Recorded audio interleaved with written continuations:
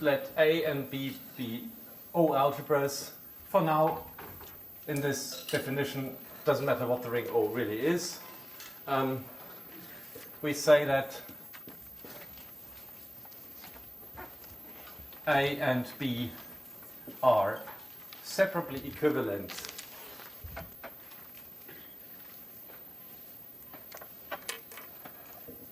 if there exist, well, an AB bimodule M and a BA bimodule N. So I'm not writing it all out, but I think the notation is hopefully clear enough. Which are both finitely generated projective as one-sided modules. So both finitely generated projective on the left and on the right as left and right modules, such that two things hold, namely we want that A be isomorphic to a direct summand of the bimodule obtained by tensoring M and N together. So this vertical thing just means A is isomorphic to a direct summand of this tensor product as A tensor A op module, and the symmetric condition, that is B should be isomorphic to a direct summand of the tensor product in reverse order N tensor M as B tensor B op modules. And let me just start with a few remarks. The first remark is about the terminology. So what does it mean for A to be a separable algebra? Well, by definition, this just means that A is projective as an A tensor A op module. And if A is O-free,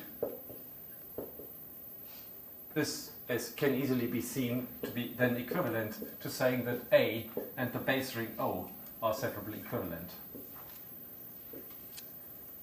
That's just to explain why I use this terminology.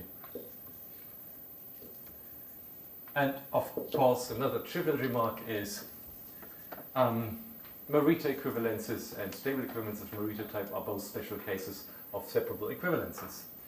So Morita equivalence and stable equivalence of Morita type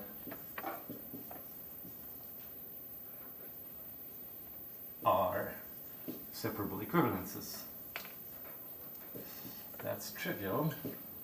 And the point which is relevant for block theory is that if you have B a block of some finite group algebra OG, and now we're back to our p-local ring O with defect group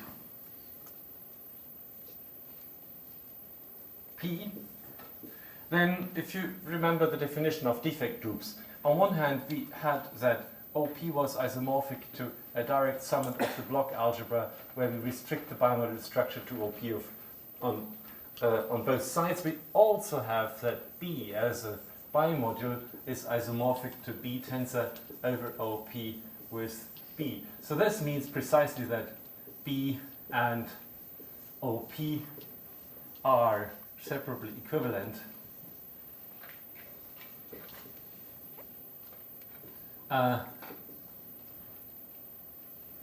via the bimodule M, which is obtained from taking B and restricting B on the, well, keeping the full B module structure on the left, restricting it to OP on the right, and for the module N, we just do the opposite.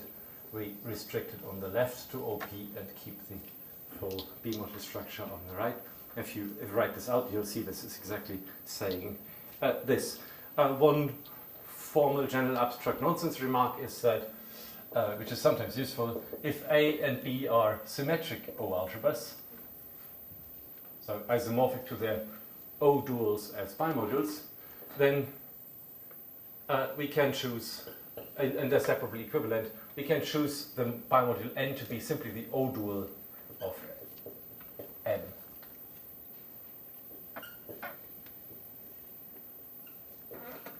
This is just a little game with playing with adjoint functors. One can use this notion to place Donovan's conjecture in this slightly broader context, making basically Donovan's conjecture available for any class of algebra that you would be interested in. So the fact is that it's not hard to prove. Donovan's conjecture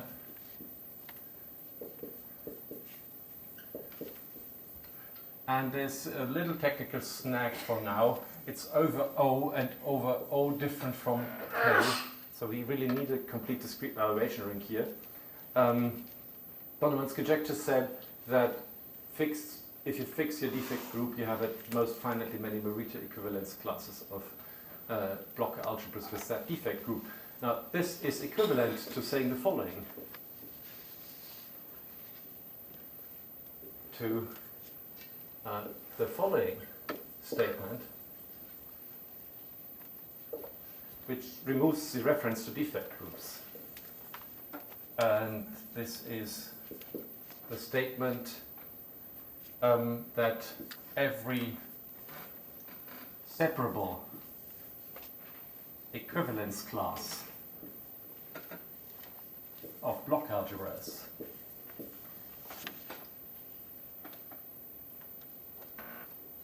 of finite groups contains at most finitely many Morita equivalence classes.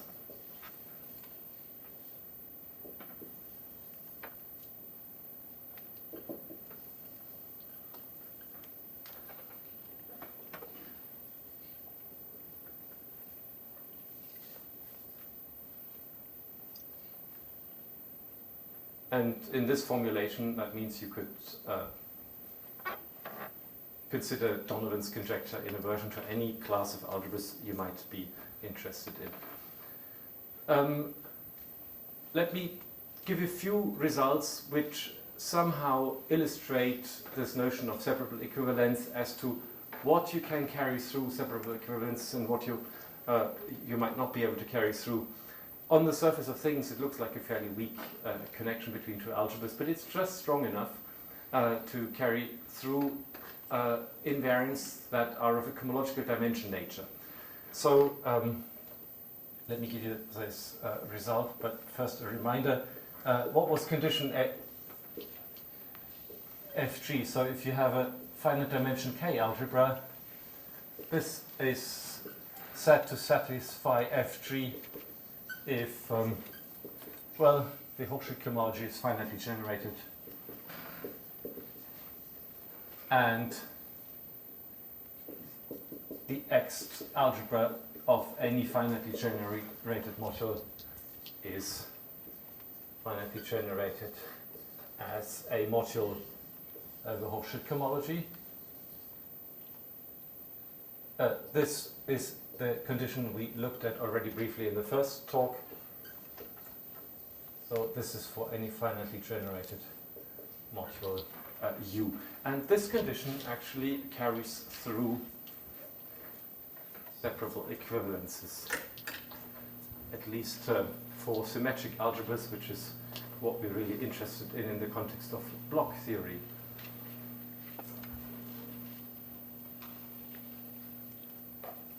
So here's a theorem from a few years back, which says that if A and B are separably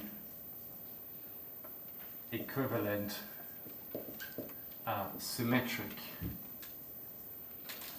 K algebras, then A satisfies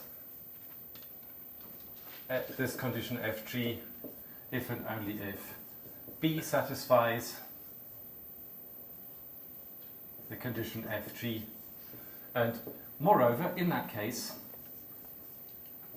we can also sort out whether the Krull dimensions of the Hochschild cohomology algebras coincide, and they do. So in that case, the Hochschild cohomology of A and of B have the same cruel dimension. There's a minor abuse of the term cruel dimension here because these are graded commutative algebras, not commutative in general. But if you mod out by a nilpotent junk, then you get something commutative, and it's the cruel dimension of that. So, for instance, you could just take the even part of Hochschild cohomology and call that and take the cruel dimension of that.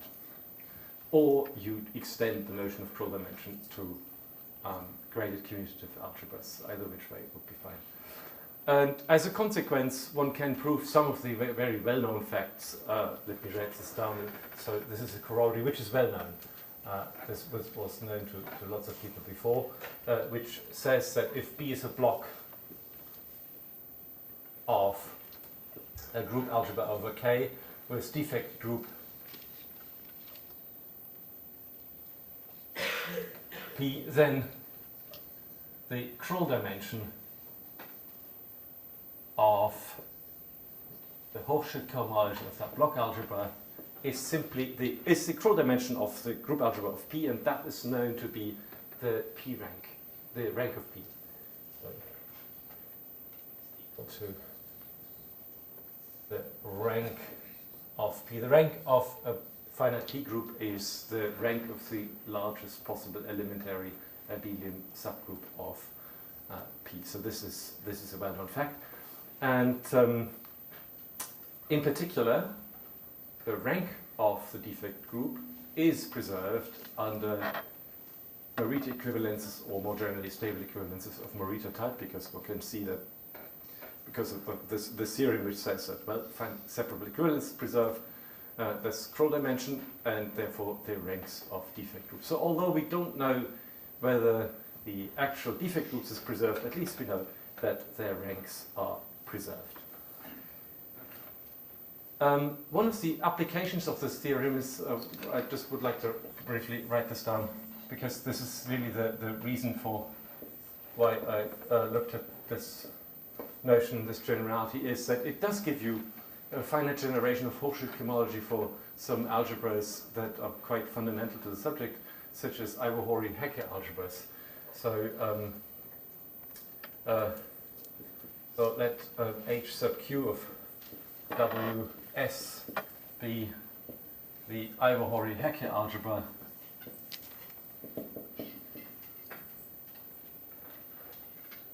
over C, the complex numbers, with a parameter Q, which is the root of unity, and W, S, finite Coxeter group of classical type, plus a minor technical condition on the order of the root of unity, depending on which type is involved in this Coxeter group. So plus condition on order of Q. It's a minor technical condition I don't want to write down. Well, then this algebra satisfies the condition Fg. And it's interesting to note that this is not known for the exceptional types.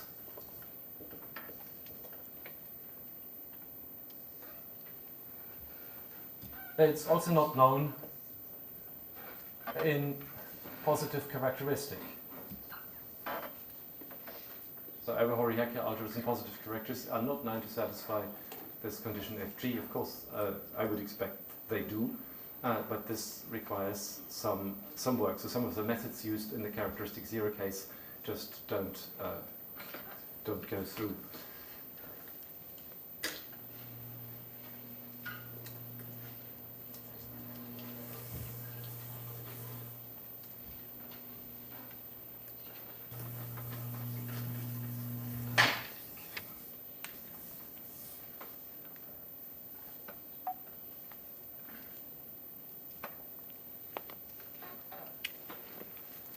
It is well known that Hochschild cohomology is invariant under Regularity equivalences.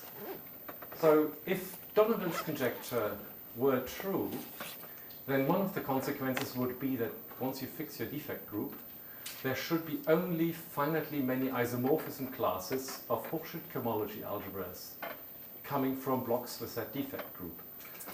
And we couldn't quite prove this consequence of Donovan's conjecture, but we could at least prove something which comes reasonably close. So this is joint work with Badakesa, which says that if you fix your finite B group,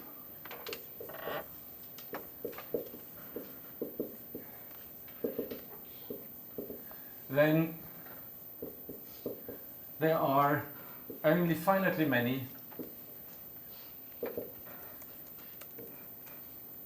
Hilbert series of Hochschild cohomology algebras of blocks of defect group P. So Hilbert series, but these are series that look like this, where you take the dimension of HHN and variable T of blocks B of some finite group algebras Kg with defect groups isomorphic to P. And I'm not going to give details of the proof, but I'm just going to mention that it involves essentially two fairly independent steps. One is step one, that you first have to bound individually the dimension of these Hochschild cohomology spaces in any fixed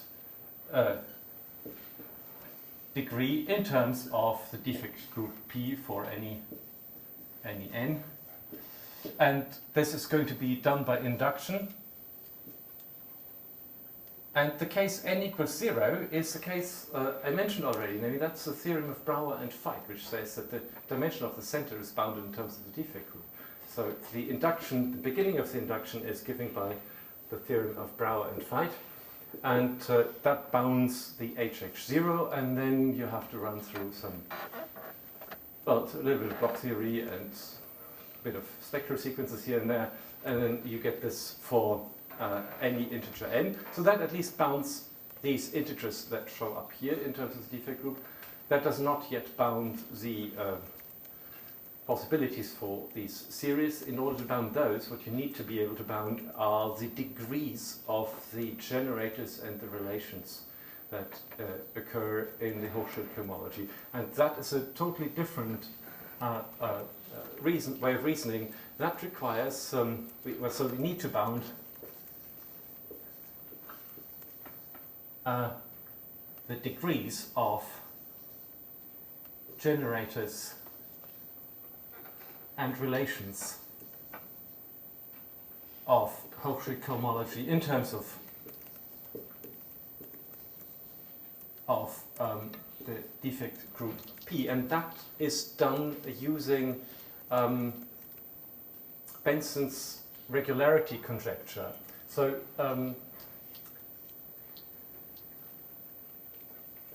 uses Benson's regularity conjecture, which is no longer a conjecture, but it's proved by Simons a few years ago. Regularity conjecture,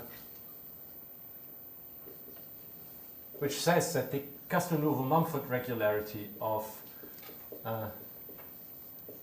Hochschild cohomology, actually the original conjecture set was about group cohomology, but Hochschild cohomology follows. This is 0, and this was proved by Simons, and implies that the regularity of Hochschild cohomology is at most 0.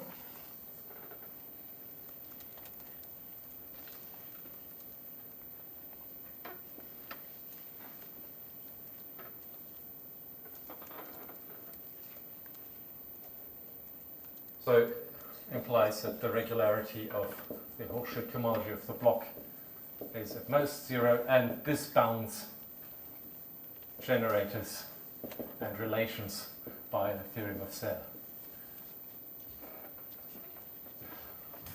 Now, I haven't defined what the regularity is. Regularity is an invariant coming from commutative algebra that can be associated for an Noetherian graded commutative ring and any module over such a ring. We're not going to use the regularity later on, but what I find attractive about this is that it uses a concept coming from a quite different corner of actual commutative algebra and does something for block theory here. In case you happen to know what this regularity is, if there's one question which I would find interesting to address, which is if A, B are separably equivalent, does this imply that their Hochschild cohomology algebras have the same regularity? So I don't know the answer to this, but if the answer were true, yet positive, then this would make some of the proofs more conceptual, so it would be interesting to sort this out. The notion of separable equivalence could be formulated far more generally at the level of, say, triangulated categories. So let me just mention this.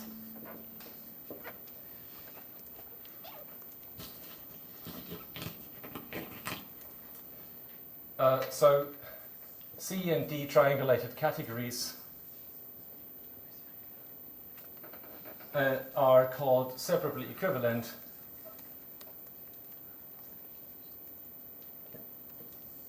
if there are functors f from C to D and g from D to C, both of functors of triangulated categories, such that the identity functors is a direct summand of the composition of G, F, and the identity functor on D is a direct summand of the composition the other way round. And then it's a very easy proposition to see that if C and D are separably equivalent triangulated categories, then this implies that their dimensions are the same in the sense of Rouquier.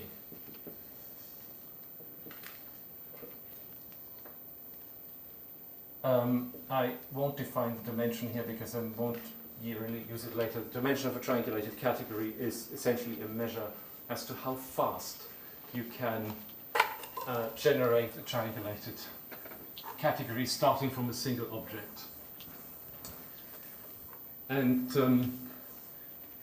if two algebras are separably equivalent, then the two traditionally considered triangulated categories associated with those algebras, namely derived categories and stable categories, they will be separably equivalent in this sense. And so in particular, if you have two separably equivalent algebras, then their derived categories will have the same dimension. And if the algebras are self-injective, then also the associated stable categories, which then are triangulated, they also will have the same dimension. And one last comment. If A and B are finite dimensional, separably equivalent algebras over an algebraically closed field, then A and B have the same representation type.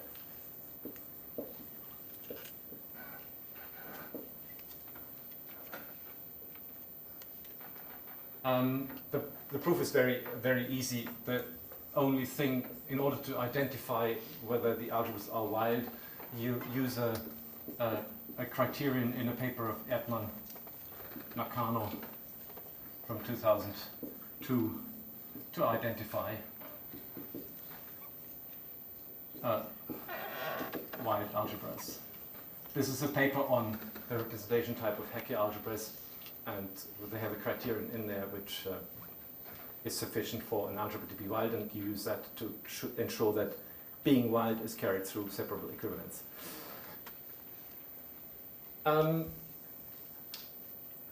There's one more notion I want to mention in this context, which is the finitistic dimension of a finite dimensional K algebra A. So this is fin dim A. You take the supremum, take it over the projective dimensions of all finitely generated modules which have finite projective dimension.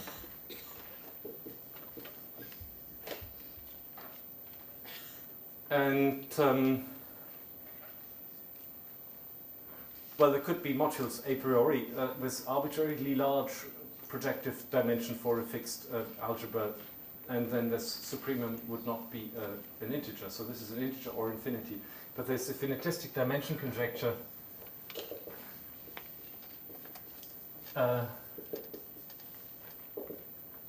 which says that this is always an integer. So it's always smaller than in infinity. And I had a discussion with Birger Huiskin-Zimmermann recently where this exactly comes from. So this is mentioned first in a paper of Bass in 1960. As far as I understand, Bass doesn't necessarily take ownership of this. I have seen papers where this is being attributed to Rosenberg-Zielinski in the late 1950s, but it doesn't seem to be obvious to trace this back more precisely than that. A number of years ago, Peter Berg asked the question whether separably equivalent algebras should have the same finitistic dimension, and I still have no answer to that question.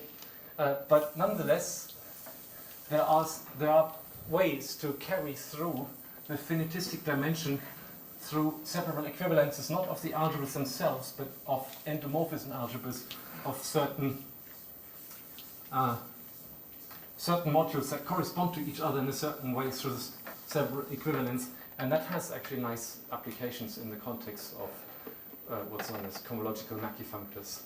So let me write down a theorem which is due to Tambara and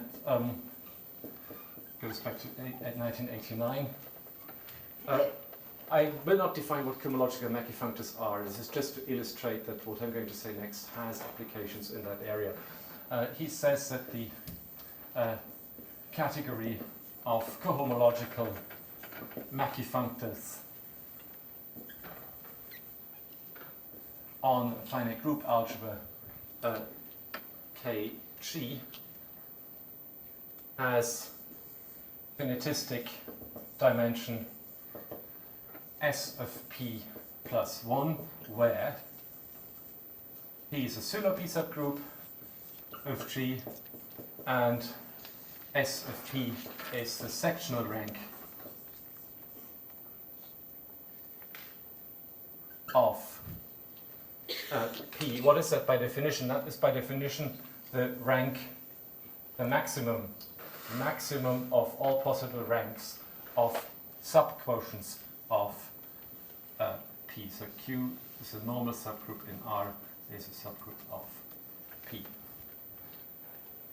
And this is a statement about the cohomological Mackey-functors of the entire group algebra, and then one would like to actually have a version which does this for blocks and replaces the Sylow subgroup by the defect group. And in order to do this, well, one looks at Tambara's proof and sees that, in fact, implicitly he's already doing something which is closely related to tracing finitistic dimensions through separable equivalences, and the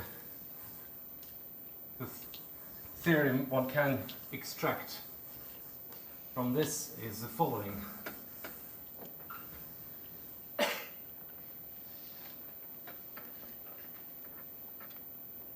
So let A and B be separably equivalent symmetric K algebras via bimodules. So the separable equivalence is always realized by some bimodules. So M is an AB bimodule and N a BA bimodule. And let U be a finitely generated A module, V a finitely generated B module, which are related somehow through this separable equivalence, so such that when you tensor V, you should land in the additive category generated by U, and if you tensor U, you should land in the additive category generated by V. Then the right finitistic dimensions of the endomorphism algebras of these two modules are the same.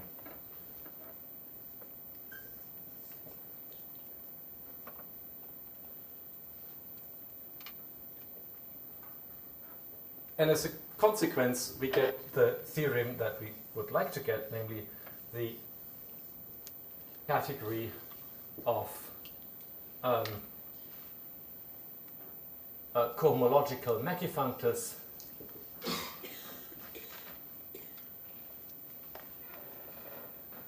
of a block B of Kg with defect group E has finitistic dimension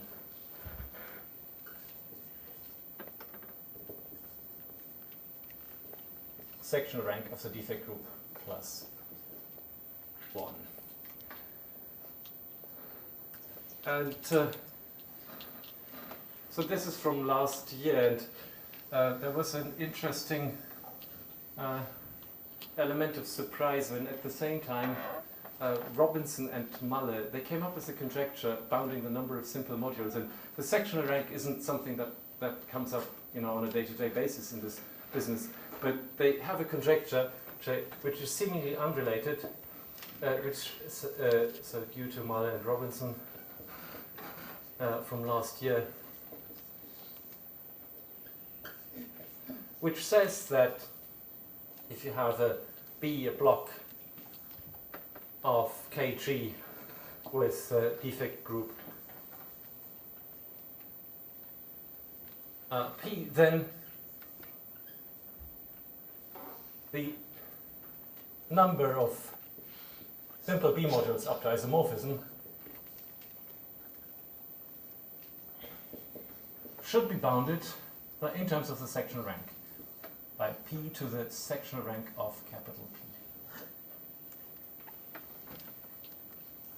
It's not clear at all to me whether there's any conjecture, any connection between the appearance of the sectional rank in this conjecture and the appearance of the sectional rank in the finitistic dimension of cohomological Mackey-functors, but I suspect there is some, so it would be interesting to sort this out.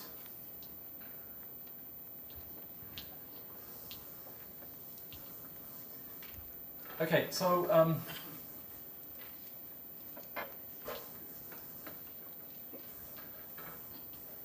I've talked a lot about the relationship between block algebras and their defect groups, but that's in some sense ignoring a lot of the other elements of the invariance on the local side of the picture. And so I haven't really talked about fusion systems. And introducing fusion systems in the context of block theory is a notoriously technical and difficult bit. So I'm going to do this more by analogy with what happens in finite group theory than giving the technical details. So if you have a finite group,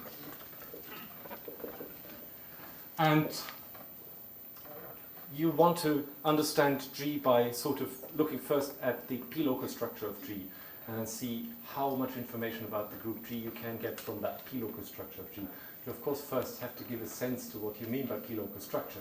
And one ingredient of the p-local structure obviously is the Sylow p subgroup, but there could be lots of different finite groups G with isomorphic Sylow p subgroups, so that's not that's not enough information. But then you could also try to encode the information as to how P is contained in G, and that is encoded in the way that G acts on various subgroups. And so the contemporary way of doing that is in terms of a category called the fusion system of G on P. So how P embeds into G is encoded in the fusion system. Let me write it like this: F, curly F, which depends really on G and on P. So fusion system on P of G. So this is the category with objects, simply the subgroups of P. What are the morphisms? Morphisms are exactly the group homomorphisms between subgroups which are induced by conjugation with elements in G. So in other words, there are group homomorphisms phi from Q to R such that there exists an element X in G with the property that phi of U is just conjugation. I'm writing my conjugation always on the left, so this is X, U, X minus 1 for U and Q. So in particular, we always have that the conjugate of Q must be contained in R for there to be a morphism. Morphisms in the fusion system are all injective because they come from conjugation. And for instance, what's the automorphism group of a subgroup? Well, this is simply isomorphic canonically to the normalizer of Q, where you divide up with a centralizer. The centralizer doesn't do anything. Conjugation by centralizers induces the triple automorphism. So this is a nice category which encodes quite well the way in which P is embedded. And there have very early on been lots of theorems in finite group theory which try to get as much information as possible about a finite group from looking at the fusion system of that finite group. So let me mention two easy classical statements. One of them is the theorem of Burnside, which says that if the Sylow P subgroup is abelian, then actually the fusion system of the group G on P is the same as the fusion system of a smaller group, namely the normalizer in G of P. So what that tells us is that if you have any morphism in that fusion system between two subgroups of P, you can realize it as coming from an element which normalizes P, which means that this morphism between those subgroups actually extends to an automorphism of the entire group P. So these are pretty important control of fusion results, where you can show that the fusion system actually is the same as that of a smaller group. And one also quite famous historic theorem is Theorem of Frobenius, which says that the following statements are equivalent. The fusion system of G is as small as possible, that is, it's equal to the fusion system of the P group itself. So in other words, whenever you have some conjugation of between subgroups of P, you can realize that conjugation by an element which is already in P. That happens if and only if G is essentially the group P itself up to P prime junk that you can't recognize in the fusion system. So in other words, it's a semi-direct product of P acting on something else. That something else is automatically a P prime group because P is a Sylow. So in other words, in group theoretic notation, this is O P prime of G, the largest normal P prime subgroup of G. So this is one of the rare cases where the fusion system actually determines the global structure of the G as much as it's possible, that is up to p prime junk that you can't recognize in a fusion system ever.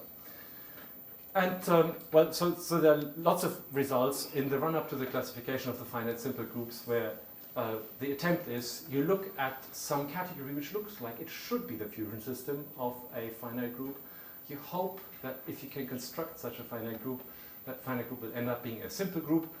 And in some cases, it has also happened that you start out with something that looks like a good fusion system of something, but there's no finite group behind it. So for instance, the Solomon fusion system is one case. So this is one instance in the classification of finite simple groups where the existence of a certain simple group has been ruled out through the methods of this type. Let me also mention one other ingredient which goes back to the 1930s. It's this focal subgroup of G is simply the intersection of P with the derived subgroup of G. So on the surface of things, this looks like this is a group which depends on P and G, but actually there's a theorem of Grün from the 1930s, which says that this group depends only on the fusion system. So in other words, this group can be described in terms of, well, commutators, is the automorphisms of subgroups of P. So if you take a commutator like this, I'm really only considering the automorphism in the fusion system because centralizers don't do anything. So this depends only on the fusion system.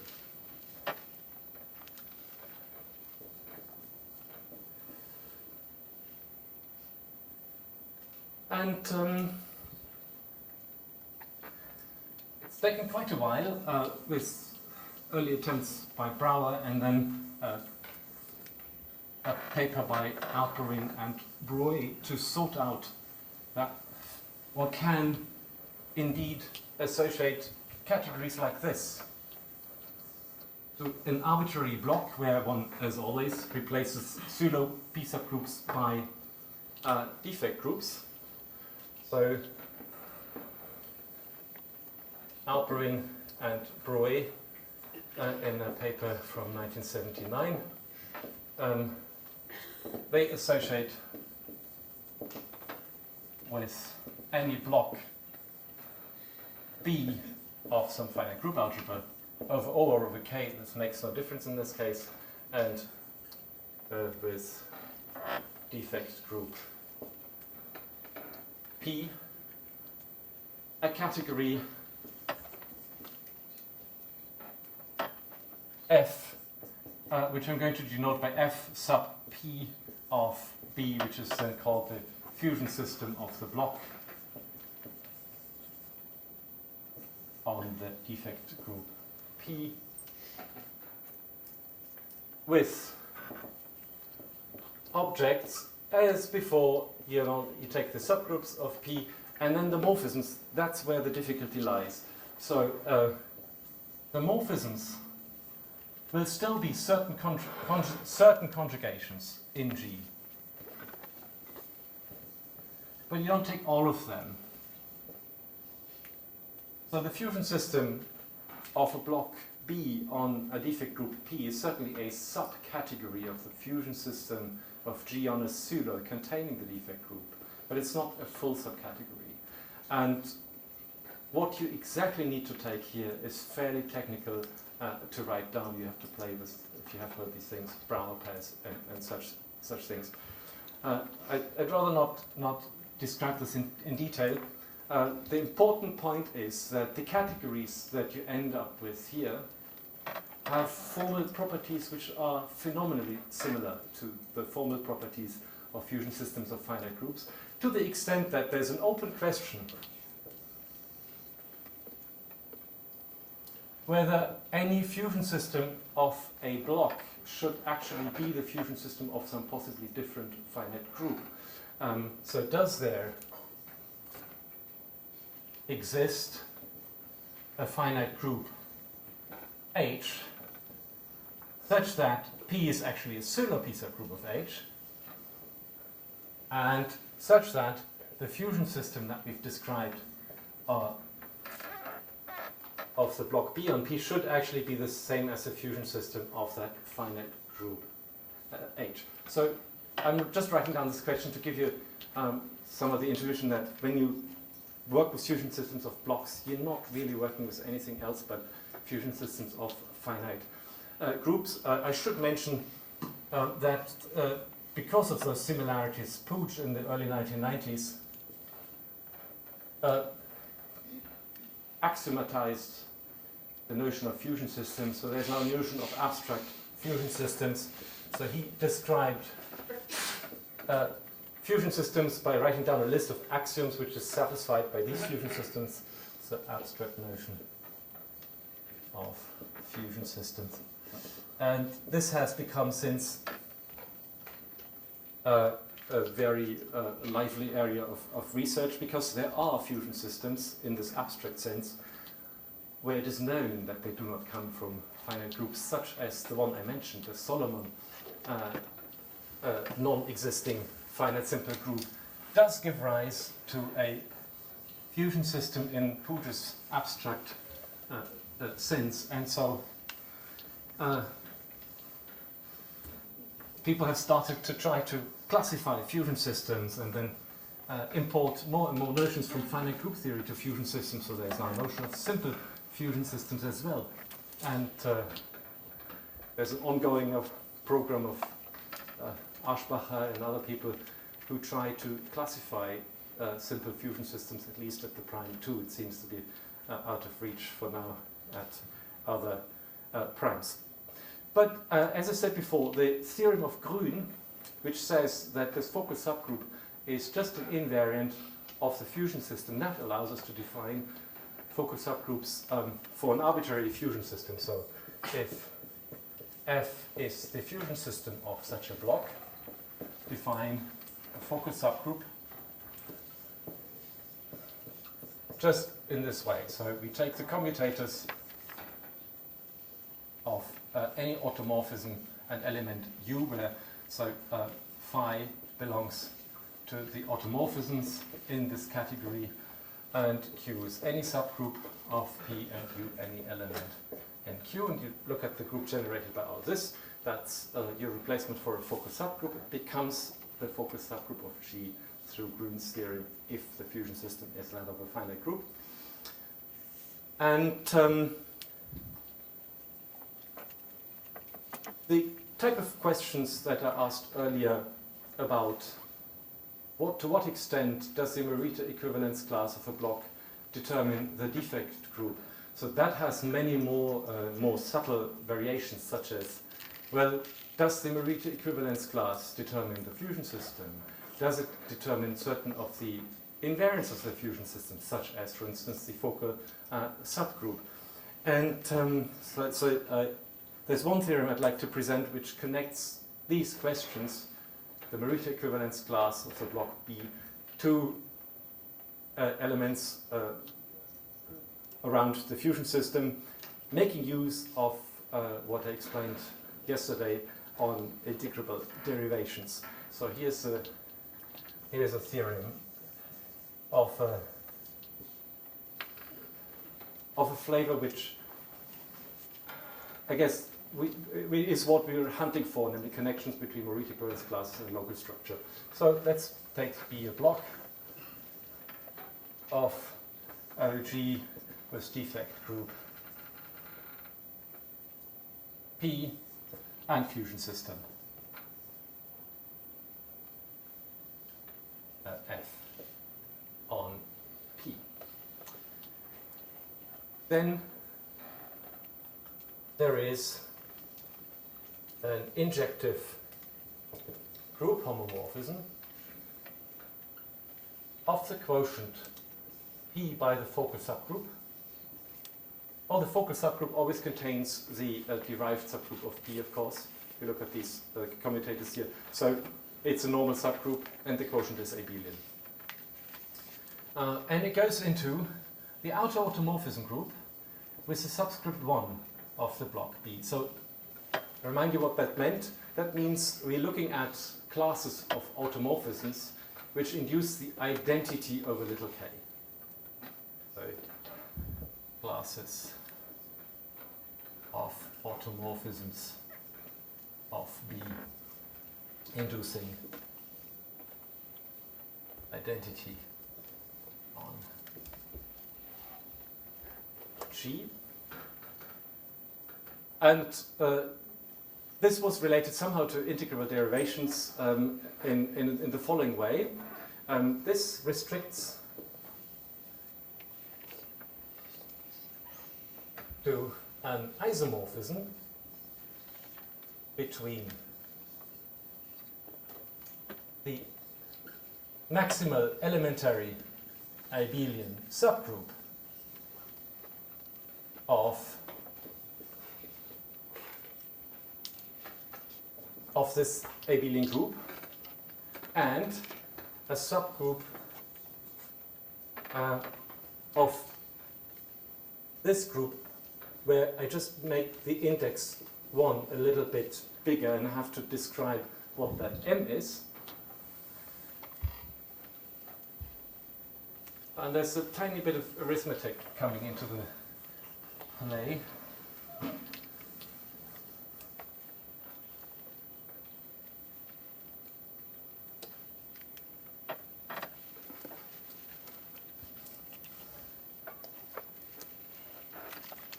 Where the integer m is such that if you take the radical and its mth power, you get the ideal generated by 1 minus the p,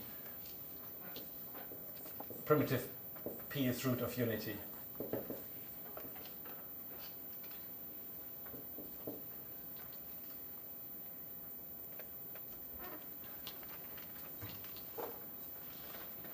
So this has some nice consequences. This has, for instance, the consequence that the rank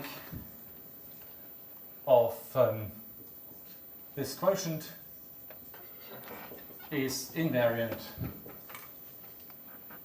under Morita equivalences or stable equivalences of Morita type, thanks to the theorems we had yesterday.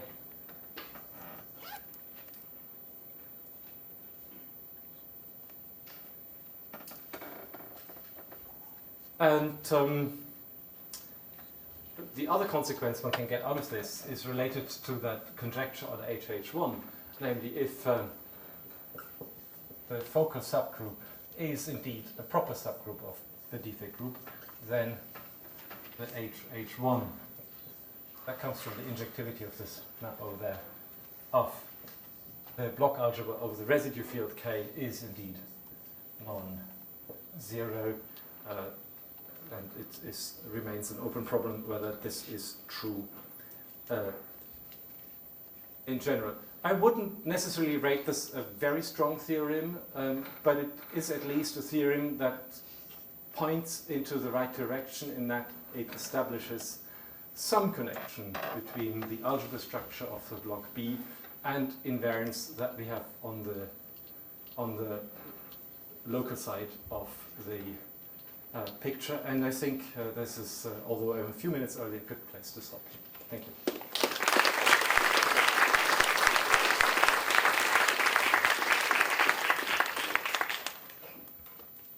have any questions or comments? In your theorem on the property of finite generation preserved under the separable equivalence, can you relax the condition on the algebras to be symmetric? No, I'm afraid not. so that really, in the proof, that really does matter. This game of pairs of adjoint functors that one plays there. I didn't remove, but might work for Frobenius algebras. So I would think it's reasonable to think that maybe that something like that will work for self-injective algebras, and then you bring the Nakayama automorphism into the picture. But I don't know. So that's something that needs sorting out.